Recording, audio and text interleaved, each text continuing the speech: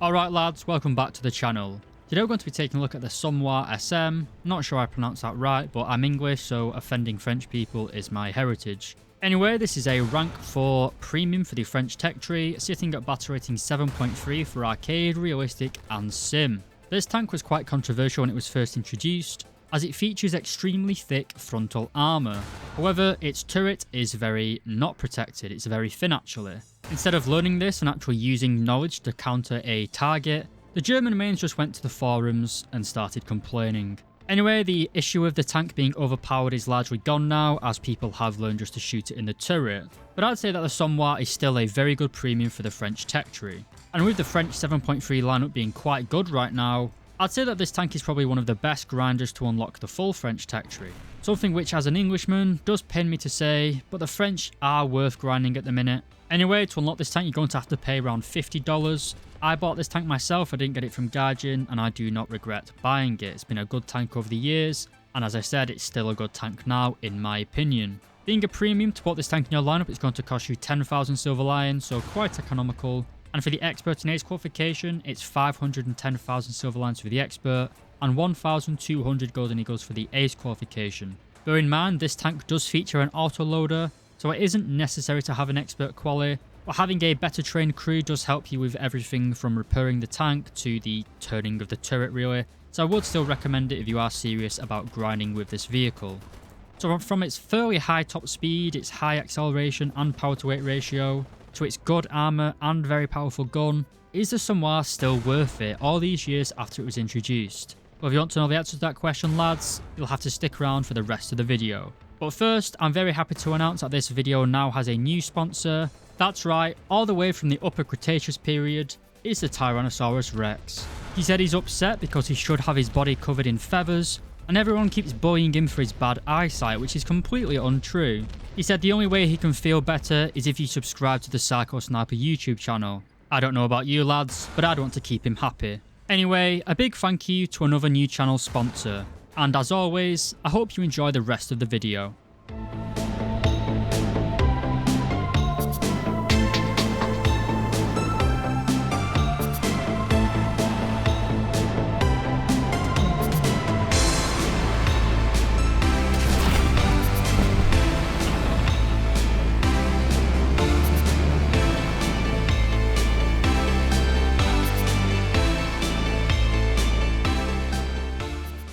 Alright lads, welcome back.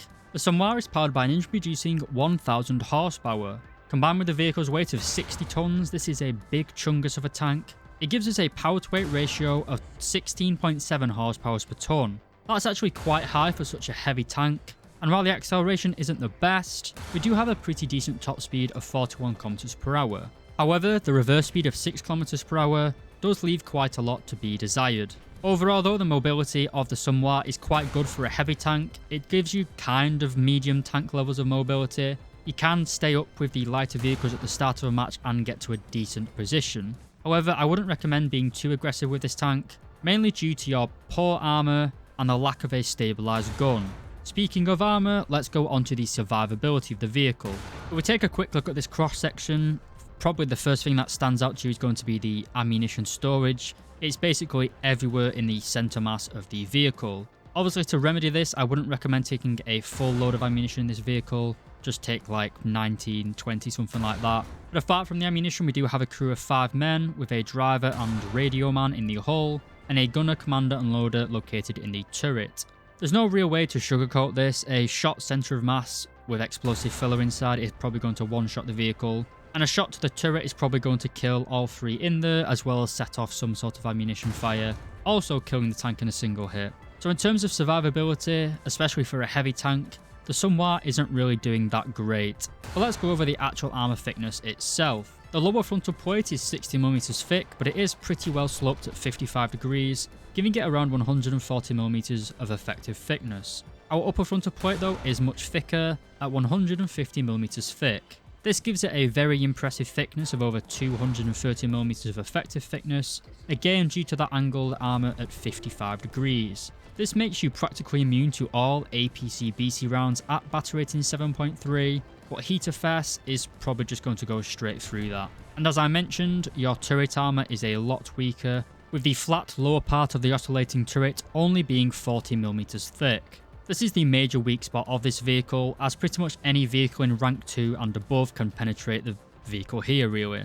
The armour does increase in thickness again up to 120mm thick on the top part of the oscillating turret, which again is well angled in places at around 50 degrees, giving you over 200mm of effective thickness in places. So this tank can be quite trolly. If an enemy doesn't really know how to counter it, then you can get away with bouncing some rounds, but any experienced player is just going to put a shot in the lower part of the turret, which in all likeliness is going to kill you in a single round. So it's kind of like the M1 Abrams. It's got very good armour in theory, but from the front you've got a lot of weak spots. So if we take a look at the actual armor performance itself, we're going up against an IS-3 with the BR-471D shell, the very powerful APC-BC round, commonly found on a lot of Soviet tanks at that tier. We can see that it's an easy penetration on the lower frontal plate, as well as basically all of the lower half of the turret. But that fantastic upper frontal plate, and the top of your turret, it does give you very good protection against the APC-BC rounds, but I wouldn't really like to sit out in the open against an IS-3. It's almost certainly going to know that you are got a weak spot on the lower part of the turret. And even stuff like the BMP-2 can go straight through the lower oscillating part of the turret. So I wouldn't try to brawl with this tank. We'll get onto the gun shortly, but the armor, again, against an ignorant opponent, you can't tell if they're an ignorant opponent really, can you, until they miss the first shot. I'd play this tank more of a supporting role, and you can't really use it as a brawler, mainly because of the lack of a gun stabilizer. Speaking of the firepower, this tank is armed with the 100mm SA-47 L58, so it is very long. It's a 58 caliber gun, so you do have a lot of power coming out the end of this barrel. It can carry 50 rounds of ammunition. As I showed you though, that ammunition is stored basically everywhere in the tank, making you, it's a very big vulnerability, so I wouldn't recommend taking that. Again, take around 20 rounds of ammunition, that would be my recommendation.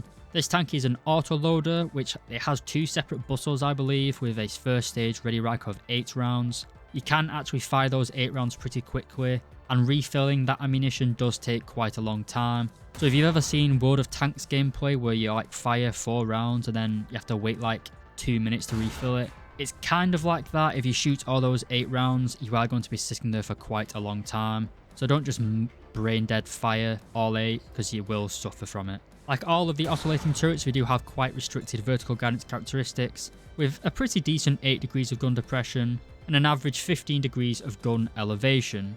If we move on to the reload skill, we can see that we have a reload speed of 4 seconds no matter what crew level. So like some of the other French tanks, it doesn't really matter if you don't have a very highly trained crew, because your reload rate is still going to be 4 seconds no matter what. Obviously, I would always recommend having a higher level crew because it increases your repair time, as well as how fast you can turn the tank and turn the turret. So it's always nice to have. Anyway, onto the ammunition, and we only have 2 available.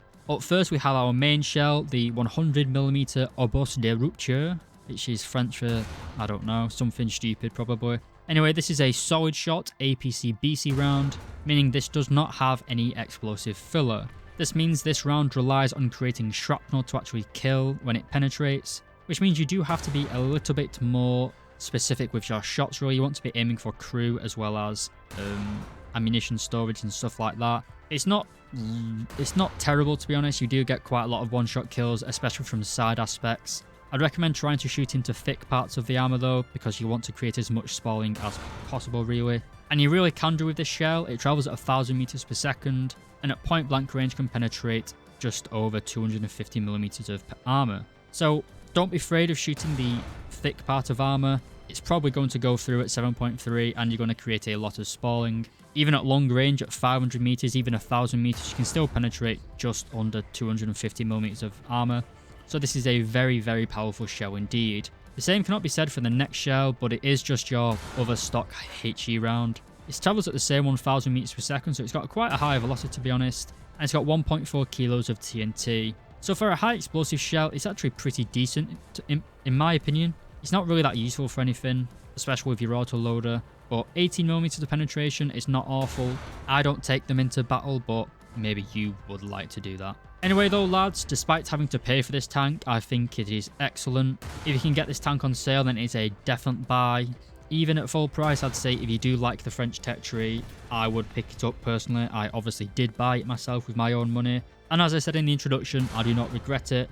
It doesn't have a gun stabilizer, which is one of the biggest weaknesses at 7.3. Against something like a Centurion, you are going to be at a massive disadvantage. And with the APDS of the Centurion, it also has a similar level of firepower. But as tanks go, the Somua is very good. You do bounce the odd shot. The 7.3 French lineup, in my opinion, is actually pretty good at the minute, especially with tanks like the Char 25 and some of the other vehicles. With the only real downside across the whole French tech tree being not really having gun stabilizers until 9.0. But if you play these tanks fairly passively, especially in a down tier to 6.3, you can shoot big stupid Americans and Germans, and the lack of your gun stabilizer doesn't really matter there because no one really has a gun stabilizer in a down tier. You don't really get many up tiers, to be honest. You get the occasional 8.3, which does suck a bit against stuff like the T55AM. But with the WMA, the Chinese Cancer wheeled car going up to 8.7 now, up tiers are quite rare, so it's a good time to buy the French into the French tech tree, in my opinion.